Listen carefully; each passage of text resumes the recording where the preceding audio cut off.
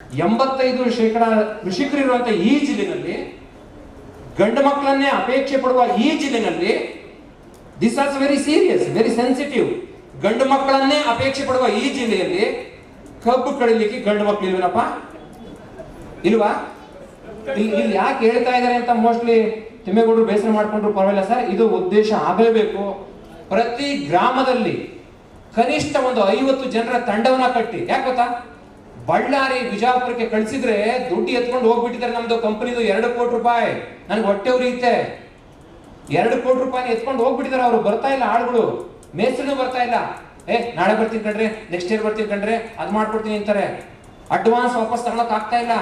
ಅದು ರೈತರ ದುಡ್ಡು, ನಂದಲ್ಲ. ರೈತರ ದುಡ್ಡು. ರೈತ ಕಬ್ಬು ತಂದು ಹಾಕಿದ್ಕೆ, ಸಕ್ಕರೆ ಉತ್ಪಾದನೆ ಮಾಡಿದ್ಕೆ ಆ ದುಡ್ಡನ್ನ ಅವನಿಗೆ ಕೊಡ್ಲಿಕ್ಕೆ ಸಾಧ್ಯ ಆಯ್ತು.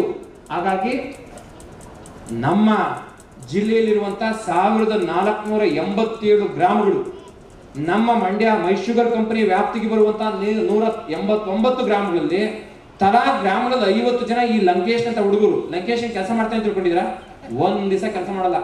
ಬೆಳಗ್ಗೆ 6 ಗಂಟೆಗೆ ಮಂಡ್ಯಕ್ಕೆ ಬಂದ್ರೆ ರಾತ್ರಿ 8 ಗಂಟೆಗೆ ಮಂಡ್ಯಕ್ಕೆ ಹೋಗೋದು. ನಮ್ಮೂರಿಗೆ 3 ಟೀಮ್ ಕಳಿಸಿ ಸರ್. ಈ ಕಾರಸವಾಡಿ ಮಹಾದೇವ್ ನಮ್ಮೂರಿಗೆ ಏನ್ ಸಾರ್ ಕಳಿಸ್ಲಿ ಅಂತ ಇವಾಗ ಬೇಜಾರು. ತಡೆಯಪ್ಪ, ಸ್ವಾಮೀಜಿಯವರು ಬರ್ತಾರೆ, ಕುವೆಂಪು ಮಾಲಾರ್ಪಣೆ ಆದ್ಮೇಲೆ ನಿನ್ನ ವಿಷಯ ನೋಡ್ಕೊಂತೀನಿ ಅಂತ ಹೇಳಿದ್ರು. ನಮ್ಮೂರಿಗೆ 3 ಟೀಮ್ ಕಳಿಸಿ, ಸಂತೆ ಕೆಲಸಕ್ಕೆ 6 ಟೀಮ್ ಕಳಿಸಿ. ಎಲ್ಲಿ ಕಳ್ಸೋದು? ಎಲ್ಲಿದ್ದಾರೆ ಕಳ್ಸಕ್ಕೆ? ದಯವಿಟ್ಟು ಇದ್ರೆ ಯೋಚನೆ ಮಾಡಬೇಕಂತ ಸಂಗತಿ ಇದೆ. 700 ರೂಪಾಯಿ ಪರ್ ಟನ್ ನಿಮ್ ಜೇಬಿಗೆ ಉಳಿಯುತ್ತೆ. ಹಾಗಾದ್ರೆ ನಾವ್ಯಾರು ಕಬ್ಬು ಕಡಿಬಾರ್ದ? ನೇಗಿಲು ಹಿಡಿದು ಹೊಲದೊಳು ಹಾಡುವ ಉಡುವ ಯೋಗಿಯ ನೋಡಲಿಂತ ಕುವೆಂಪು ಯಾಕೆ ಹೇಳಿದ್ದು? ಈ ಜಿಲ್ಲೆ ಜನರನ್ನು ನೋಡ್ಕೊಂಡೇ ಹೇಳಿದ್ದು. ಈ ಜಿಲ್ಲೆಯ ಜನರನ್ನು ನೋಡ್ಕೊಂಡೇ ಹೇಳಿದ್ದು. ಅವನಿಗೆ ಯೋಗಿ, ಅವನಿಗೆ ಮಹತ್ವ ಕೊಡಿ ಅಂತ. ದಯವಿಟ್ಟು ಇದು ಪುನರುತ್ಥಾನ ಆಗ್ಬೇಕಾಗಿದೆ.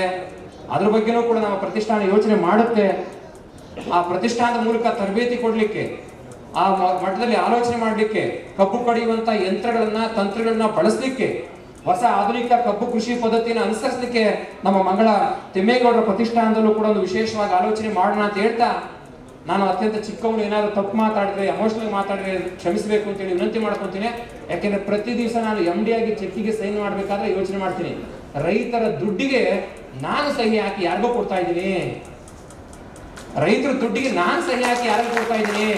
ನನ್ನ ದುಡ್ಡೇನು ಕೊಡ್ತಾ ಇಲ್ಲ. ನನಗೆ ಬರುವಂತ 1,47,000 ರೂಪಾಯಿ ಸಂಬಳ ಬಂದ್ಬಿಡುತ್ತೆ, ಕೆಲಸ ಮಾಡ್ಲಿ ಬಿಡ್ಲಿ ಬರುತ್ತೆ.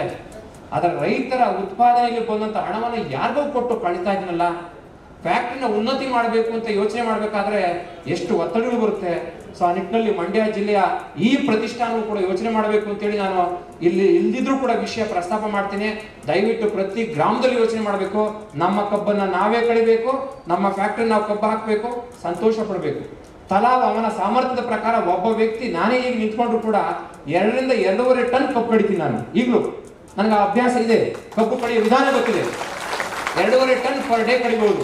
ಅಕಸ್ಮಾತ್ ರೆಸ್ಟ್ ಬೇಕು ಅಂದ್ರೆ ವಾರಕ್ಕೆ 3 ದಿವಸ 7 ಟನ್ ಕಬ್ಬು ಕಡಿದ್ರೆ ನನಗೆ ಎಷ್ಟು ಬರುತ್ತೆ? 4,900 ರೂಪಾಯಿ ಬರುತ್ತೆ. ಆರಾಮಾಗಿ 3 ದಿವಸ ರೆಸ್ಟ್ ತಗೋಬಹುದು. ಕಬ್ಬು ಎಷ್ಟು ದಿನ ಕಡಿಬೇಕು? Just 3 months. 3 ತಿಂಗಳು ಕಬ್ಬು ಕಡಿಬೇಕಾದಂತ ಅಗತ್ಯತೆ ಇರೋದು. ವರ್ಷ ಪೂರ್ತಿ ಕಬ್ಬು ಕಡಿಯೋ ಅಗತ್ಯ ಇಲ್ಲ. ಸೀಸನ್ ಮುಗಿದೋಗುತ್ತೆ.